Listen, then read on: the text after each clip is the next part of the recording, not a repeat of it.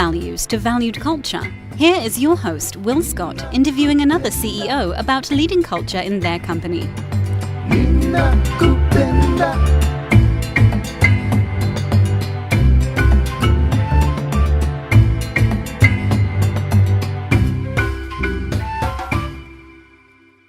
All right, listeners. Well, welcome to another Culture Czars interview where we talk to CEOs that care about their corporate culture.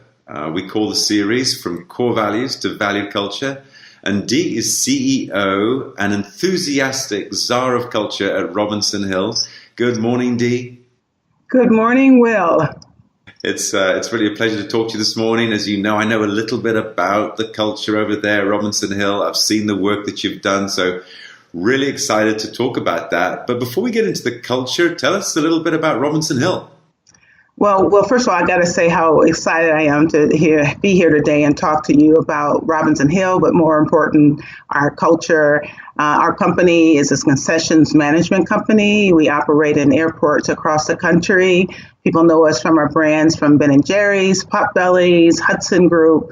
There's a range of retail as well as restaurants that we operate in sort of captive markets around the world. You have a great and thriving business there, and of course I have eaten at those establishments of yours. We appreciate the support, and also to the audience, because many, I'm sure, have been customers of ours, whether visiting us at Hudson News at O'Hare or Midway Airport, or in Boston with Potbelly's, or in DC with Lebanese Taverna. But it's great that we have an opportunity to touch people in that way as well. You do have a lot of opportunities to touch folks every day. So when we talk about corporate culture, Dee, what does that mean to you? As you know, and I'm thrilled to be talking to someone who's actually been able to witness some of the things that we do. Culture is really about the people of the organization. Culture, to me, equals people. And end of the day, we got to understand that as we take really good care of our people, and I know Branson's have said this as well, take care of the people and they'll take care of your customers. And when you start recognizing how important they are, I mean, remember, they're out there doing the work. I oftentimes say, we at Robinson Hill, we this, we that. And people ask me, do I have a partner? Well, the fact is, I don't have a partner. I own the company, but our team is our partner, and that they're the ones doing the work. So you can't expect excellence from them if you don't honor them in some excellent way. And so we really took some time, because I started seeing some things happening in the company that I didn't like, and took some time starting investing and understanding it. And I always knew what I wanted for our company and our people, but we didn't always execute that. And then this opportunity to focus on culture and work with people like you can help you zero in on how to make sure you're delivering good results in terms of profitability, but also the results of people who know that you care. And then you also cut costs because you minimize turnover and all these things. But at the end of the day, I just want people to love coming to work at Robinson Hill. So how would you describe the culture at the company? Well, what I will tell you what it is today, in fact, this is a perfect time for us to have this interview, because we had conducted a culture survey. And once again, there were just things that I was noticing. But for us to really launch a program, it really was important for us to figure out what existed. And then many companies may have a gap between what it is and then what they hope that it is and believe that it is. And so I'm thrilled to report that when I read through all the surveys results from each of our locations, I was thrilled that we were living our values. And when you think about excellence, leadership, integrity, very, very, very important. When you think about community, and then end of the day, leadership. And because everyone is a CEO within a company, because everyone has a role to play. And I'm hoping that we can figure out a way to help people understand that they are the leaders of their lives. We talk about better habits, better lives. But now we starting to understand what that is, looking at our rock stars, the people who we know perform, because they also define the culture. But sadly, there are people who are on the other side of that to define it. So we frankly have taken a lot of steps to get rid of people who don't fit. I know that integrity, leadership, excellence are all core values that you have. And it's great to do a survey. Was that an anonymous survey? It was. And, those are the ones that get you the best results. And as I said to my management team, we know we can't change what we don't know. We know we can't affect change without having the information so we know what to do. And we had one site because we were looking for 100% participation. And I will say this too, we had a location that won and we had a contest around getting everyone to get involved. And I'm happy to say that we got to over 80%. However, we had a site that came in under 20%. That is quite telling. The implications of that means there's something going on there. So we've now had to bring a team into that location to figure things out. And but frankly, that talks about management. Something's going on there that people didn't feel that they either wanted to give their feedback or were afraid that they might say something and get back. But as we've learned, and I'll be frank, we've learned that there are some issues in the location. And this is why you have to go out there and get the information and learn from it. Yeah. And of course, we like to say that you're only as good as your worst employee. So usually changing culture means changing out some of the employees. Do you think everybody's a fit at that location? No, I'm absolutely certain of that now. You have some sense of it because there are certain, KPIs that you're watching in the business and there's something there. But again, if you take care of your people, the people will take care of your customers and the customers help lead the results, right? And when you start seeing a downturn or a movement in a location, that's a sign of something. And you wonder if it's operational. And then to get the results back from this one site led to us knowing that we had to spend more time there. And I oftentimes say there's no substitute for a leader's presence. And when you look at these results, we're finding that maybe their leadership is not necessarily engaged in the way we would want in anyone who's a member of our team. So, because I like to say that with core values, they can't just be words on the wall. We need to bring them alive, make them thrive, and use them to drive the organization. And I know you did a great job bringing them alive with some great looking posters, and you put these up everywhere. How has that worked for you? Well, it's a great point because all of us have been in places where there's signs on walls, right? And most of us, frankly, just pass them by because you become numb to them. So you must indeed figure out a way to live the values.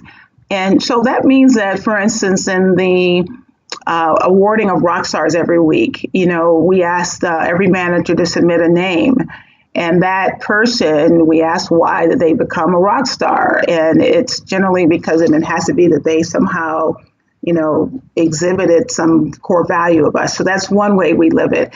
The other way is to talk about it in team meetings and, whether it's a shift meeting or, a team meeting, make sure you're having conversations about it.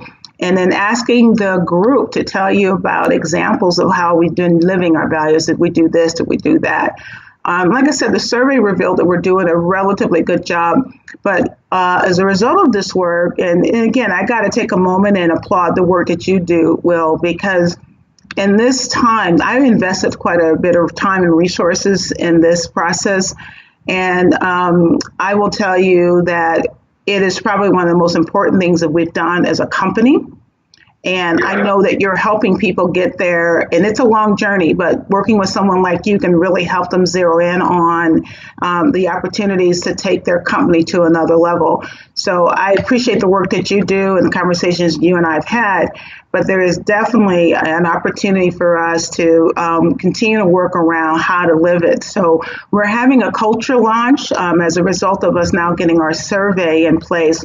We've done some great things from now developing our values card, what they can wear on their lanyard that also has our values. We have a rubber band that you can snap, Better Habits, Better Lives, that also talks about our values of excellence, leadership, integrity, community. All of those things we're just continuing to reinforce. And then we have a T-shirt that everyone will get as part of the launch. So everyone's going to get this great package of materials. So the beauty of all the materials, they may not wear them all every day. I've given them many reasons to actually have them, whether it's the T-shirt, the band, the lanyard. But we all have to be reminded. All of us say we know what to do, but we don't always do it. So one, I do want to have active reminders about what we stand for. We also have that team analyzer, and our analyzer that now our managers are required to do monthly. We've gotten away from the annual review in that, why wait that long? We're evaluating each member of our team on values. And I get that monthly. And a great example, I received one from a manager, and 1 is a good score, 3 is poor. And I'm looking at all the 5 values, and suddenly I'm like, integrity was a 3. That's like the worst score you can ever get in anything that we do. And I had to pick up the phone and call the manager and have her explain to me, how is someone that you're saying is excelling is a 3? And she explained to me an incident. And then I've had to say, then why is she on our team? And when you have integrity questioned, that's a no-brainer we must release. But there are times when we get caught with people who we know are performers, and it's easy because they're doing the job. And sometimes it's hard for a manager to make hard decisions, and you might catch someone doing something, but remember what you're doing. You're condoning a behavior that is against against our values. That's not living our values. That's actually disrespecting them. You're obviously not only bringing them alive, but you're doing a monthly check-in with employees. You're actually doing a measurement as well. I often say, people say, can you measure culture? Yeah, there are a few ways to measure culture. And you figured out a way there. And yeah, the low score highlighted a problem for you, which you're able to address. Absolutely. Yeah, and at the beginning you were saying, how important it is. Once you started focusing on culture, the other things started just to go a lot easier, right? Oh, it's amazing. And to see people who start seeing it, or when they see you actually take steps to make changes for the better. And the fact is, all your employees know who the problem, where the problems lie. They know who the people who they rather not work with. And yet they just sort of accept it and they keep doing their job. But I don't want to have a company that way. I don't want people to accept mediocrity. I don't want people to accept bad conditions. I want them to come to work wanting to be there. I want them to participate in our growth. Some of our change has also been about, whether you're aligned with the fact that we are trying to grow as a company. And I say you either want to be a part of our growth or you go. So it's grow or go. And so, it's grow or go. That's our mantra as we, seek this journey of more growth. And we've been blessed beyond measure. And I see great opportunities. My mom, who my company is named after, has always instilled this sense of hospitality, doing the right thing, caring about people. In fact, there's a quote from my mom on the T-shirts that we'll deliver to all of our team members. And she said, leave people and places better than you found them. So we hope that our folks get there every day and know that they have an opportunity to make a difference. And speaking of your people, and you were saying, so you're giving out T-shirts and you got bands and lanyards, you're doing all these things to keep the core values sort of present and in front of people and keep that part of things thriving. But I know you care too, don't you? Right to the front line. You want that server on the front line, even in a fast food restaurant, to be representing your values and passing that on to your clients. It's interesting, and this was one of my epiphanies. And you think about this. We represent some of the best brands. I mentioned Ben & Jerry's, Potbelly's, all of them. We've all been at a restaurant or anywhere where the service has been awful. And that it tarnishes the brand. And then you ask yourself, have you provided the proper training? Do the people know what we care about so that we can get them to care about the things we care about? Have we done the work? Have we made the investment to make sure that we're going to get that result? And I will tell you, we failed at doing that in a great way. And I should say that in a consistent way. We tend to all think, well, all right, I trained them up front, I gave them all the books and the manuals, and they are ready to go and deliver a great service. That might happen for a moment, but then the people kind of get back to old habits or decide they don't care, or maybe they don't think we care. And so that translates. So I think we all have an opportunity to invest more in our people, particularly those who have direct contact with our customers. And we see opportunities there as well. What effective ways have you found to train your employees on culture? Well, back to our discussion earlier about making sure they're talking about it in staff meetings. The other thing now that they could do is they can recommend a rock star themselves, somebody from their team who they think is living our values. You know, we are all aspirational, and my hope is that when they see someone else doing a great job, but more important, when they're rewarded for it. So we do reward them. I might have shared with you, we now have something called the index card that we keep on every employee. And I can't take credit for this. This was actually an idea that I got from Rear Admiral Stephen Evans, who's an admiral in our U.S. Navy. And so when he goes to site, he can get these cards, and then he knows his people. And, you know, some fascinating things happen for me. So now I do that. All managers are required to keep these cards, but we ask them about their family, date of birth. They don't know their birthdays, things like that. But I want to know what their goals are and what they hope to achieve while working. And there's a young lady who works for me. She's a rock star, but I remember reading her card. She is a 29-year-old woman with 3 young kids, 10 and under at home. And she said, all I wanted to do is to be a great role model for my kids. She wanted to buy a car, and she just wanted to learn. And the fact that she wanted to get a new car, I'm like, great. But this is a woman who shows up every day, stays late, and she still has 3 kids at home. Now, her rock star status elevated because I know that she's giving me her all. That's the kind of team member you want. And sadly, she had an incident where she was robbed and whatnot. And but I knew she wanted a new car, and I was going to help her with her car. She said, "I got it, Dee." So what I did is I paid for a month note. I gave her a check and paid for her car note. She was like overwhelmed, like, "You don't have to do that, Dee." And I said, "No, I don't, but I want to." But I'm now able to align the things that I want to reward my people with the things that they want as well. And we're now sending a young lady to the Wisconsin Dells. And she's an older lady, never been out there, has always dreamed of it. And she's going to the Wisconsin Dells, but she's one of my stars. I mean, and so when I do see people living our values, when I see people just doing hard work and giving everything of themselves, those are what I call my keepers. I want those folks, because they're going to help me with the journey of developing and living the culture of Robinson Hill. And when people see that they're rewarded, my hope is they'll elevate. In the meantime, let's make sure we're doing what we can to help them get there.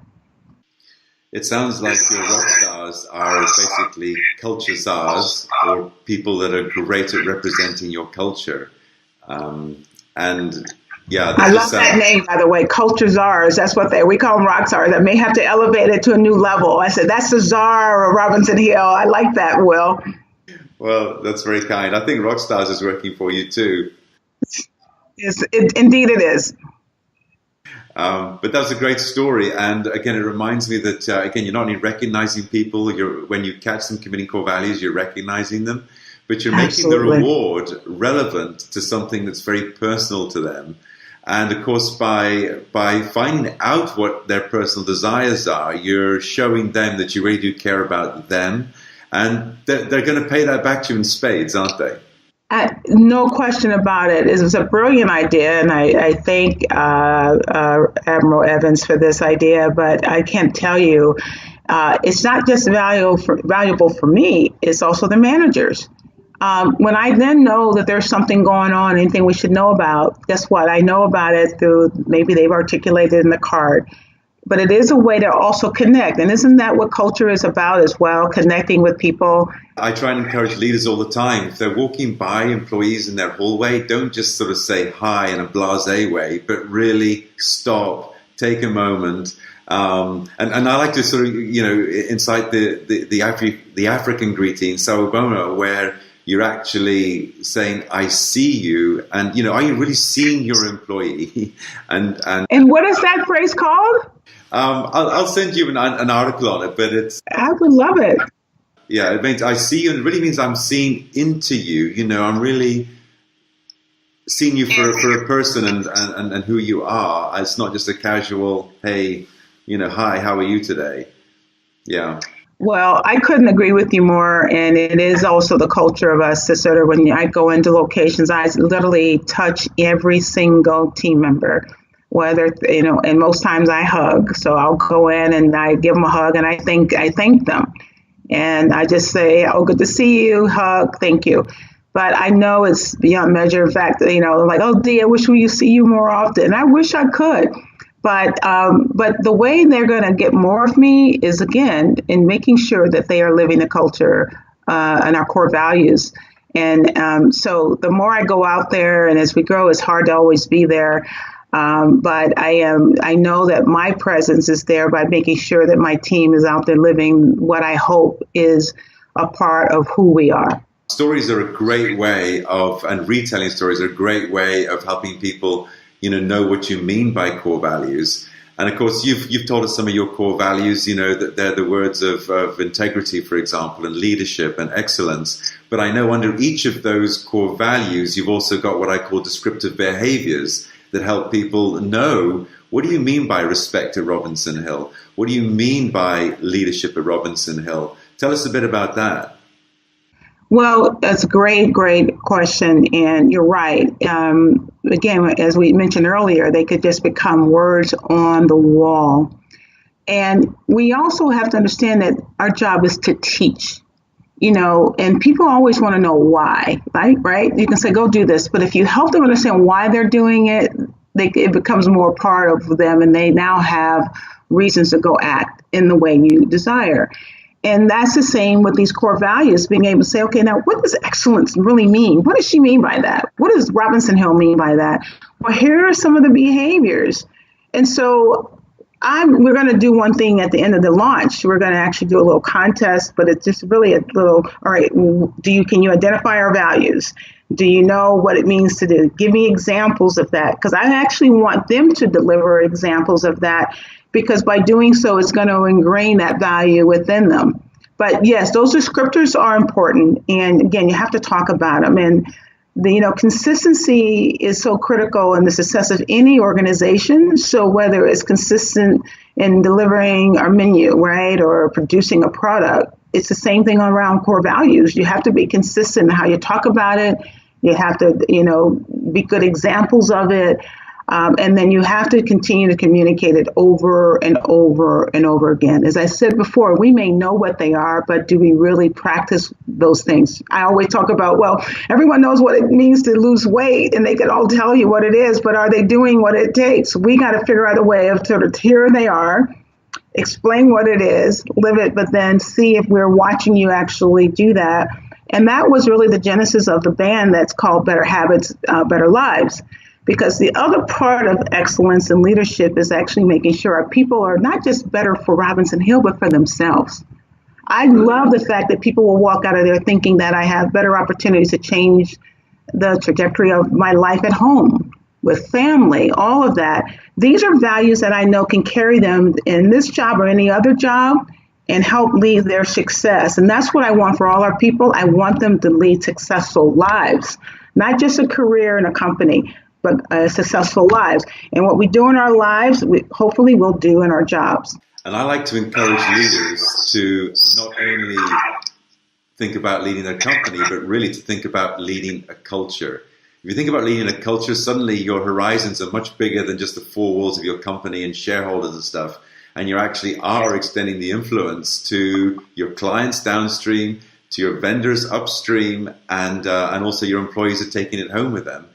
And when difficult conversations become necessary, I find it so much easier to handle those. Like you've got a vendor that's not conforming, you can just hold up your core values and say to them and say, look, this is the sort of vendors that we work with, the ones that conform to these values.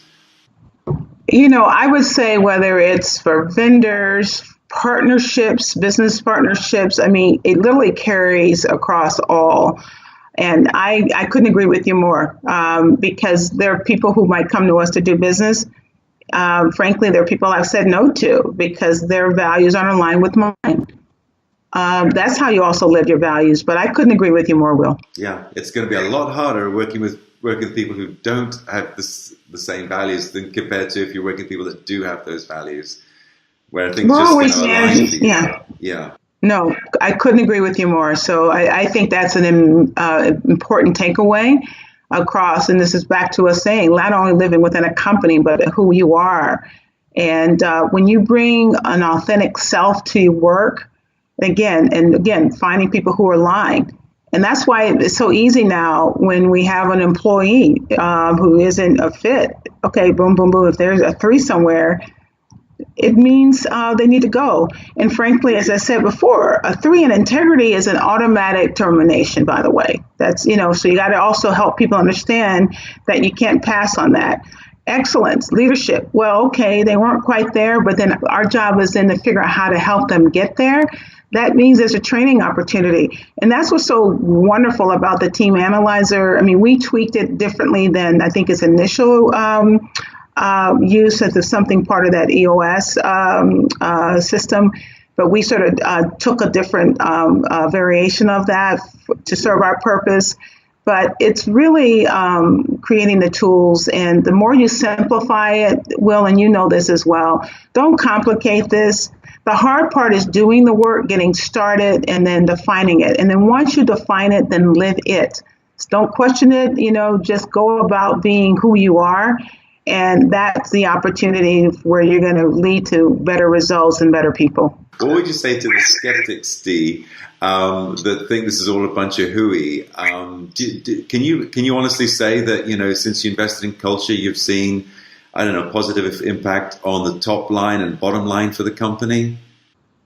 Well, listen, there is plenty of research out there that proves that as we take care of our employees, we'll take care of customers. And there is from McKinsey, in fact, I did a presentation recently and I had those stats on the wall because people just don't know. But when you take a Chick-fil-A, for instance, and they're talking about how great their performance, you know what they say? It's because of the culture and their people, how they treat their people. So if anybody is a skeptic, one, just go online, do the research. Call me up. I can tell you what it is that we've done, and I've seen it. You could see how our operations looked before we started to where we are now. And that, I was so moved by something one of my managers said to me. And that location had not been performing. And you actually you met this woman. But I set them all down, again, they also have to have touch points with me on occasion. And their district manager went in and says, what happened? What's going on? Because I went in there and I wasn't happy. Oh, we were motivated by Dee. I'm like, well, but that was what her job was, is to motivate them to perform and deliver. But I share it with them what I cared about. I know they know that I care. What I will tell them is be authentic.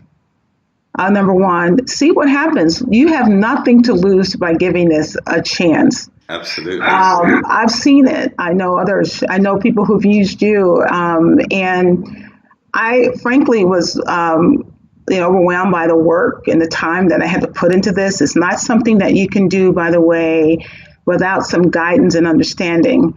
But I know it has paid great dividends for Robinson Hill. And if you're skeptic, what do you have to do but try it? What's the worst that could happen? You're either stay where you are, but I tell you one thing, you won't get any worse. Even though it's taken you quite a bit of time and energy, it's a relatively low investment, isn't it, from a cash or capital point of view? Oh my God, yes. For me, and this is, again, it's not a plug for you, but it's just the value of people like you in this space. I started the journey trying to do it on my own, and just sort of understanding that there was a change that I wanted to create within Robinson Hill. And then, of course, we started talking to people like you and helping us define it and think through it. And then it helped us then crystallize the thoughts and what needed to go in because it's a lot that you think you could be doing, but it's important that you're doing the things that are going to add the real value. And you can help people really zero in on those things. And you're right. So the investment is real low. And when I think about the things we do put money in, I'm thinking really, when then you do something like this that is just a little time, there are some practices which you have that will help people get to that point a lot sooner. And so when we started employing some of those practices, we certainly got there sooner than later. But, it's part of me, too, because I just cared. I wanted to understand, and I knew what I wanted, and I was evaluating why we weren't getting there. But it is probably one of the best things I've done. My company is 25 years old this year. Congratulations. Yeah, thank you. But it's the one thing that has allowed me to finally feel that the thing that I envisioned for our company, and I know it's been happening all along, but now it's a lot more crystallized, and I actually start seeing the fruits of the labor. And that particularly becomes important when a leader is growing a company or they're not as present, on the front line or involved. It's, this kind of work becomes even more critical when leaders can't be, engaged with their team. It's a relatively low investment with a very high potential return. It's incredible. And it's fun and it feels good. It is all of those things. And, it's so funny, like, you scratch your head and you'll say, gosh, why didn't I do this sooner? Right. And it is fun, for me, because I am getting to know my people better. I'm being able to respond to the things that they need. And I'm not even really focused on the profit and all those things. I just care that I want them to feel good about coming to work. And I know that I'm creating opportunities to learn. And the fact I'm helping them understand that every day they come to work, they have an opportunity to make a contribution. Wow. I leave someplace and think, I made a difference. Absolutely. But we have to help people get there, and the benefits are really beyond measure. And so I thank you again for the work that you do out there. But we're thrilled. I would say if someone asked me what some of the best work I've done, then there's a lot of things we have to be proud of. But this work that's done this level, and being able to feel that I can touch and reach people more personally, this is one of those things I would say we invested in and had a high return. People do want to feel like they're making a meaningful contribution with their day at work, and they want to feel valued. And one of the great ways to do that is, of course, to provide them with some great mission or purpose, but also an environment where they feel like they can thrive and is safe, which is usually achieved by defining your core values. No question. And again, we cannot ignore the value of praise, right? People have to know that they're valued. And we fail to do that on many times. We know that they're there, but creating ways to demonstrate, communicate, and it's not always gifts or anything. Again, it could be just the fact that you're investing in it, that you're talking about it, they're getting something out of it and relating to them in some personal way. But, I just think that today, even just this morning, there was one of my folks, I told her I wish I could clone her. I mean, she's doing an outstanding job, but I do pick up the phone when somebody is actually doing a great job. When managers actually send me their list of rock stars, they get a note from me just thanking them for living our values. The fact that they're going to get something from the CEO, people get excited about that. But you know what? Look how much time that was, and then again, the payoff is huge. Yeah, and when you talk about wanting to clone people, I'm reminded about one of the great benefits of having well-defined core values that are instilled throughout the company is people make decisions the same way you do. So you've got all those locations and all those staff on the front line that you can't be there all the time. But with the compass of the core values that they have from Robinson Hill, they're able to make decisions the same way you would. And it just empowers them. It truly, truly, truly does. And I think, again, that's why, the investment is worth it. Because, and if we don't lead values or if we don't lead the culture of our companies, you're allowing other managers to do that for you. And that's what's kind of interesting and why you have to invest, particularly when you have a multi-level, multi-unit business, without having that stable sense of what that is. And Howard Schultz actually talked about that's when Starbucks also kind of lost their way a bit, that they had started out, and I've studied a lot of the Starbucks materials on values and culture. Yeah. But that was one of the things when they started to go sideways, they lost sight of that. And site by site, it was then defined by the managers.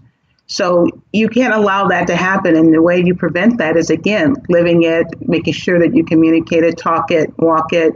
And that's why, once again, I would encourage any company out there, particularly those who are questioning, this, very soft science, if you will, that the soft science will lead to meaningful, measurable results. Well, Dee, we're coming to the end of our time. Thank you so much. Really appreciated your input today and some great stuff there for our listeners. And if the listeners want to hear anything more or see other interviews, just visit us at cultureczars.com. And Dee, what final word would you leave for our listeners who are thinking about embarking on the journey of going from core values to having a valued culture? Well, one thing, just ask yourself what kind of result that you want, what kind of impact you want to have on people, and understand that you have the power to influence lives. Wonderful. Thank you, Dee. That's been awesome. And thank you so much. And I'll see you soon. I'm looking forward to it. Thank you. Thanks Keep for up being the here good work. today. Appreciate it. Bye. Bye now. Bye. Thanks for listening. Be sure to click subscribe, check us out on the web at cultureczars.com, and we'll see you next time.